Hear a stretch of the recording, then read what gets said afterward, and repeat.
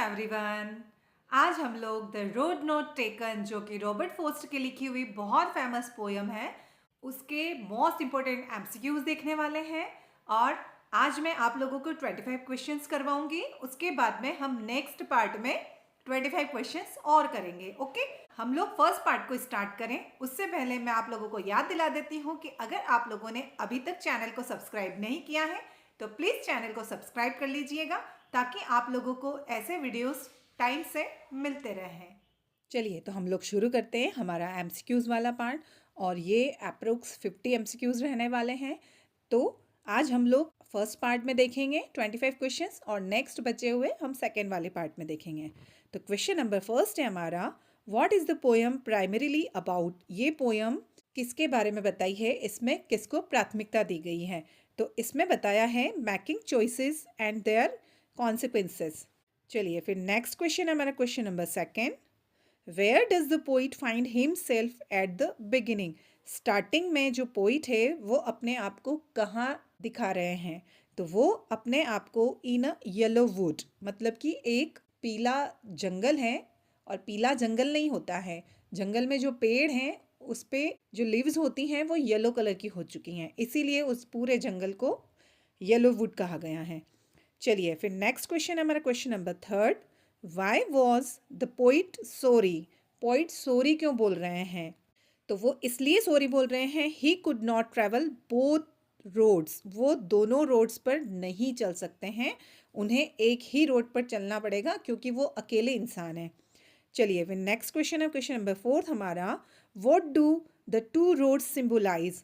जो two roads हैं वो किसको सिम्बोलाइज कर रहे हैं। तो ये चीज़ हम लोग अपने समरी वाले पार्ट्स में बहुत अच्छे से देख चुके हैं कि जो टू रोड्स हैं वो किसको सिंबलाइज करते हैं, और जो येलो वुड है जो फॉरेस्ट है वो किसको सिंबलाइज करता है। ओके, तो जो टू रोड्स हैं वो choices and decisions in life को सिंबल करते हैं। चलिए फिर नेक्स्ट क्वेश्चन है हमारा question number 5, what shows that the road has not been used by many people. कौन सा रोड ऐसा था जो दिख रहा था कि उस पर बहुत सारे लोग नहीं गए हैं, उस रोड को कम यूज़ किया है। तो ऐसा क्यों लग रहा था, ऐसी क्या चीज़ थी, क्या दिख रहा था उसमें ऐसा। तो उसमें दिख रहा था ग्रीन एंड अनट्रैम्पल्ड ग्रास। उसमें जो घास उगी हुई थी वो हरी हरी थी और वो कुचली हुई नहीं थी, इसलिए उस रोड पर लोग कम चले हुए थे, ज़्यादा लोग नहीं गए थे, ऐसा उसमें दिख रहा था। चलिए फिर नेक्स्ट क्वेश्चन है क्वेश्चन नंबर 6 हमारा, what is the word Sai mean in the poem. ये जो साई वर्ड है इसका क्या मीनिंग निकल रहा है इस पोयम में। तो इसका मीनिंग निकल रहा है to take a shallow breathe.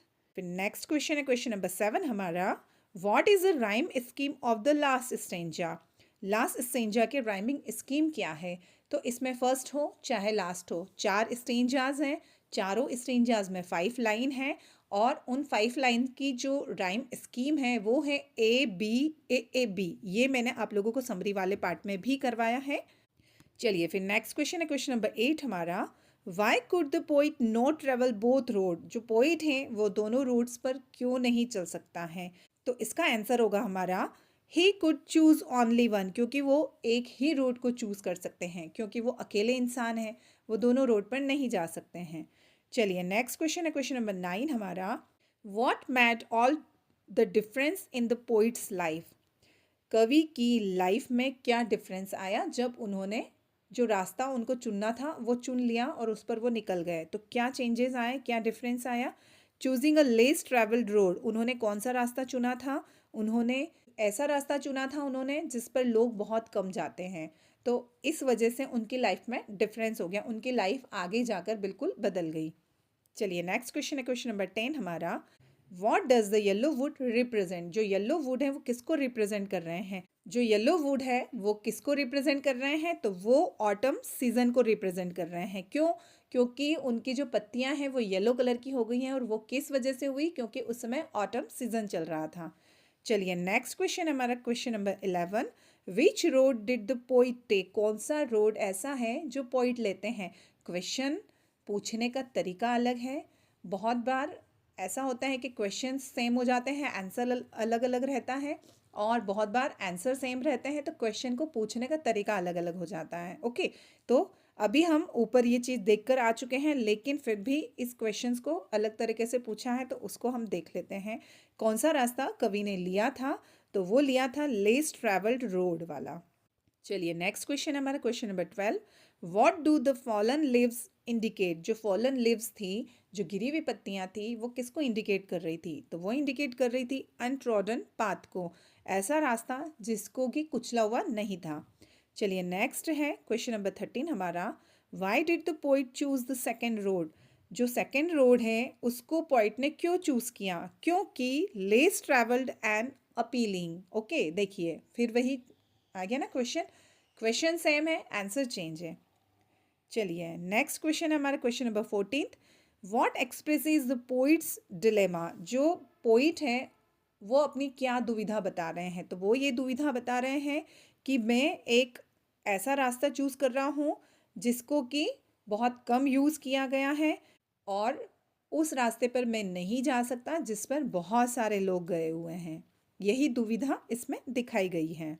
तो इसका आंसर होगा हमारा the fork in the road. चलिए नेक्स्ट क्वेश्चन है हमारा question number 15। What is the tone of the poem? Poem का टोन क्या है? तो पोयम का टोन है थॉटफुल एंड रिफ्लेक्टिव। चलिए तो फिर नेक्स्ट क्वेश्चन है हमारा question number 16। Sorry I could not travel both uses which poetic device?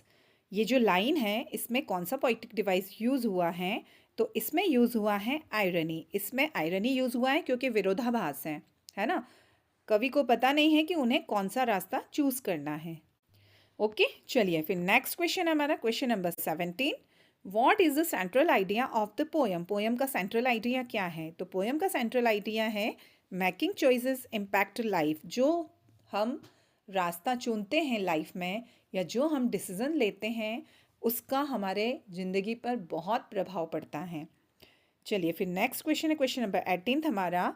What does the fork symbolize? जो फोक वर्ड है ये किसको सिम्बलाइज करता है? तो ये सिम्बलाइज करता है चॉइसेस एंड अपॉर्चुनिटीज को। ये फिर नेक्स्ट क्वेश्चन है क्वेश्चन नंबर 19 हमारा। What does the poet hope to do one day?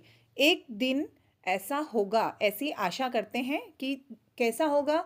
एक दिन मैं जरूर उस रास्ते, जब भी मैं इधर से गुजरूंगा तो मैं नेक्स्ट रास्ता लूंगा जिसे मैंने नहीं चूज किया है। ओके, तो ऐसा आशा करते हैं कवि।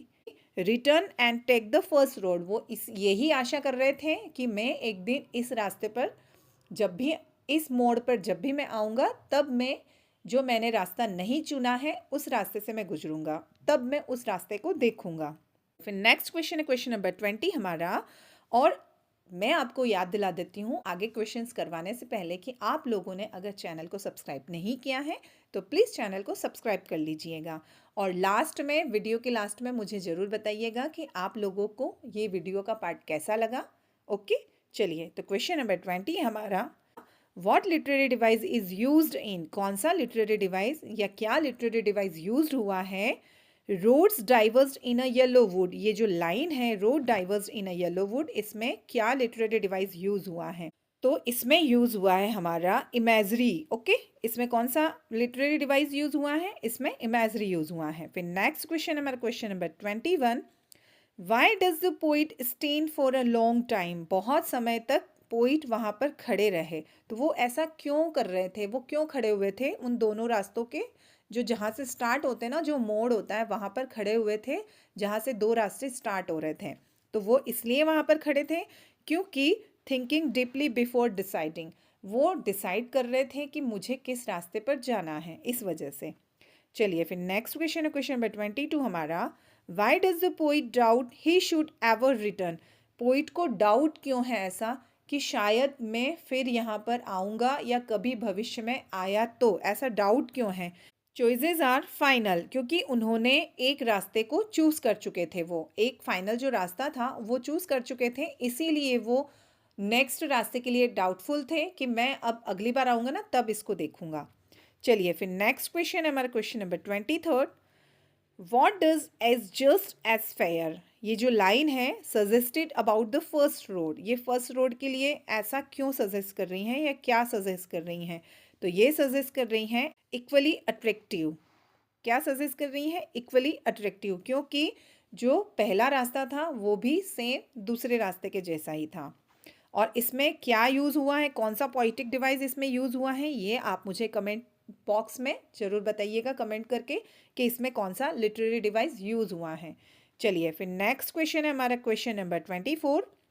The poem ends with a tone of, जो पोयम का टोन है वो लास्ट में कैसे ख़त्म होता है या उसकी जो एंडिंग है वो कैसी है।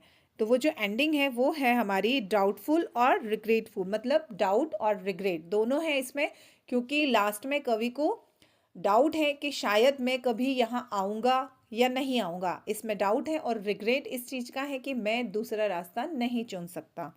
चलिए फिर नेक्स्ट क्वेश्चन है 25 हमारा।